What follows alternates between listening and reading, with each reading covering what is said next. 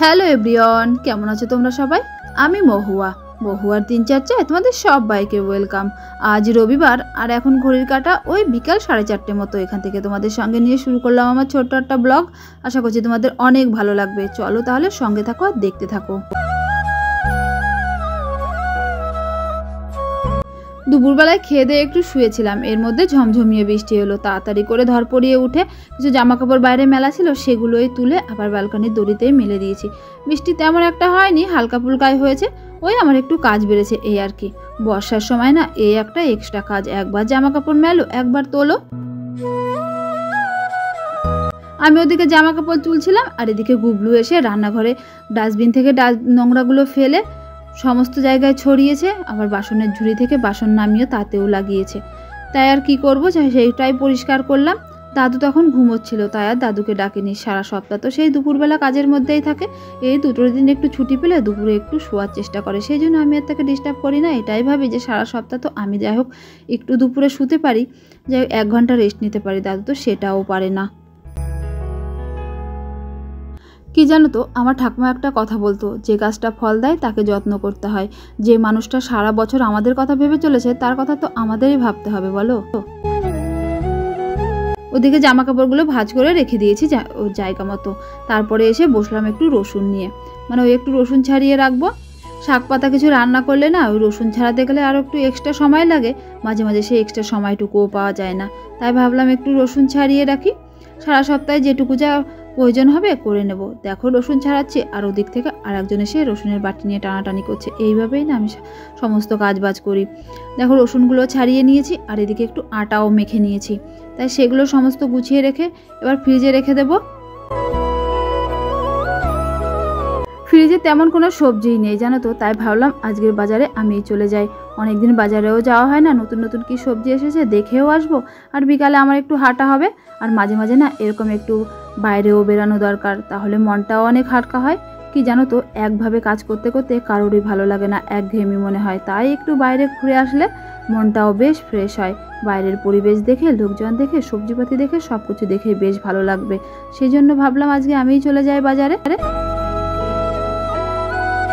যাওয়ার আগে দাদুর জন্য 1 কাপ চা করে দিয়েছি। আমার আর চা খেতে ইচ্ছা করছিল না, কারণ আজকে দুপুরে না অনেকটা লেট করে খেয়েছি। তাই দাদুকে চাটা করে দিয়েছি। আমার দাদুর না বেডটি খাওয়ার অনেক দিনের অভ্যাস, এখন আর সকালে সম্ভব হয় না। ওই পুচুকে নিয়ে স্কুলে যেতে হয় অনেক সকালে, সেই জন্য। তাই যেদিন ছুটির দিনগুলো বাড়তে থাকে সেই দিন একটু দেওয়ার চেষ্টা করি, এতে আমার পর ভীষণ খুশি হয়। মাঝে মাঝে সংসারের কাজ থেকেও না একটু বিরতি নিতে হয়, যাতে সংসারের কাজগুলো আরও ভালো করে করতে পারি এনার্জেটিকভাবে। আজকে ভাবলাম আমিই বাজারে চলে যাই, কারণ অনেক দিন বাজারে যাওয়া হয় না। আমার একটু হাঁটাও হবে আর সবজিপাতিও নিয়ে আসা যাবে নিজের পছন্দ মতো, সেই জন্য রেডি হয়ে বেরিয়ে পড়েছি। বাড়ি এসে ফ্রেশ হয়ে বসে পড়েছি সবজিগুলো আগে গুছিয়ে রাখার জন্য। ভাবলাম সবজিগুলো আগে গুছিয়ে রাখি, এটা একটা বড় কাজ। এটা গোছানো হয়ে গেলে না মনে হয় অনেকটা কাজ করে নিয়েছি।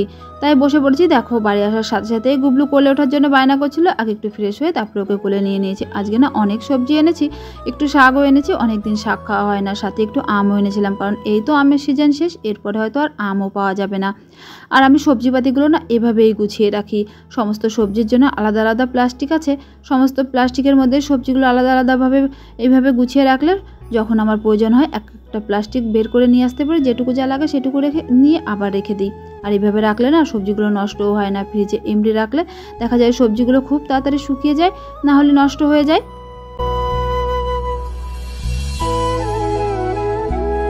আমি একজন অতি সাধারণ গৃহবধূ, আমার কাজকর্মগুলোও অতি সাধারণ, যেগুলো তোমাদের সামনে ভিডিও আকারে তুলে ধরি। তোমাদের যদি আমার ভিডিওগুলো ভালো লাগে তাহলে প্লিজ একটা লাইক কমেন্ট করে সাবস্ক্রাইব করে আমার সাথে থাকতে পারো। আর আমার ভিডিওগুলো কেমন লাগে যদি কমেন্টের আকারে বলো, তাহলে আমার ভীষণ ভালো লাগবে। তোমাদের সাথে কথা বলতে বলতে সবজিগুলো সমস্ত গুছিয়ে নিয়েছি। বাজারে যাওয়ার আগে না দাদুকে জিজ্ঞাসা করেছিলাম রাতে কি খাবে। দাদু এগরোলের কথা বলেছিল, তাই বলেছিলাম 3টে রুটি একটু বানিয়ে রাখতে, যাতে বাজার থেকে এসে তাড়াতাড়ি করে বানিয়ে নিতে পারি। সেই মতো দাদু রুটিগুলো বানিয়ে নিয়েছিল। যেহেতু কোনো কিছুই ছিল না সবজিপাতি, তাই বাজার থেকে আনার পরেই দাদু এগুলো কাটছিল। একটু গাজর, শসা, একটু পেঁয়াজ আর একটু লঙ্কা। ওদিকে দাদু এগুলো কাটাকাটি করছিল, এদিকে আমি রোল বানানোর প্রস্তুতি শুরু করেছি। কি জানো তো, ছুটির দিনগুলোতে না এইভাবেই মিলেমিশে দুজনে কাজ করতে আমরা বেশ ভালোবাসি। এভাবে প্রায়ই না আমরা খেয়ে থাকি। যেদিনই রুটি খেতে আর ভালো লাগে না বা ইচ্ছা করে না, সেদিন এইভাবে বানিয়ে নিই, বেশ ভালো লাগে খেতে। আর কি জানো তো, ওই ছুটির দিনগুলোতে না একটু বাইরের খাবার খাওয়ার জন্য না ভীষণ মন টানে। আর এখন তো মাসের শেষ, বেশি এক্সট্রা খরচাও করা যাবে না, সেই জন্য আমি বাড়িতেই বানিয়ে নিয়েছিলাম এগরোলটা। ছুটির দিনগুলোতে রাতে খাওয়ার জন্য যদি ওই অন্যরকম কোনো কিছু করি, তাহলে দুজনে মিলেমিশেই করি। কিছু কাজ দাদু করে, কিছু আমি করি, এতে কাজগুলোও তাড়াতাড়ি হয়ে যায়। আর যাই হোক, দুজনে টুকটাক গল্প করতে করতেও কিন্তু করা হয়ে যায়। আর এই কাজগুলো না আমার বর বেশ ভালোই করে।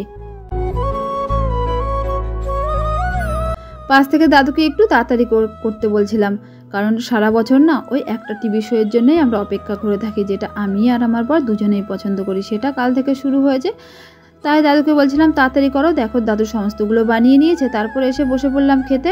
এগুলোটা না দারুণ হয়েছিল। টিভি শোটা দেখতে দেখতেই রাতে ডিনারটা কমপ্লিট করলাম।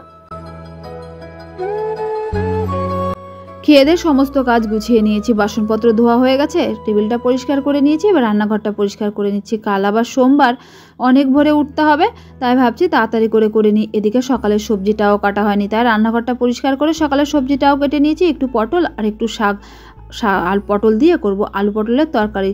আলুটা না কালকে সকালেই সিদ্ধ করে নেব। তারপরে সমস্ত কিছু তুলে রাখলাম, তখন ঘড়ির কাঁটা 11টা। এদিকে আমিও একটু চান ধান করে ফ্রেশ হয়ে গেছি, তারপরে লাইটগুলো সমস্ত বন্ধ করে দিয়ে চললাম ঘুমোতে। আমার গুবলু আর পুজো কিন্তু অনেক আগেই ঘুমিয়ে পড়েছে। চলো তাহলে আজকে এটুকুই, দেখা হচ্ছে নতুন একটা ভিডিওর সাথে। তোমরা সুস্থ থেকো, ভালো থেকো, টাটা।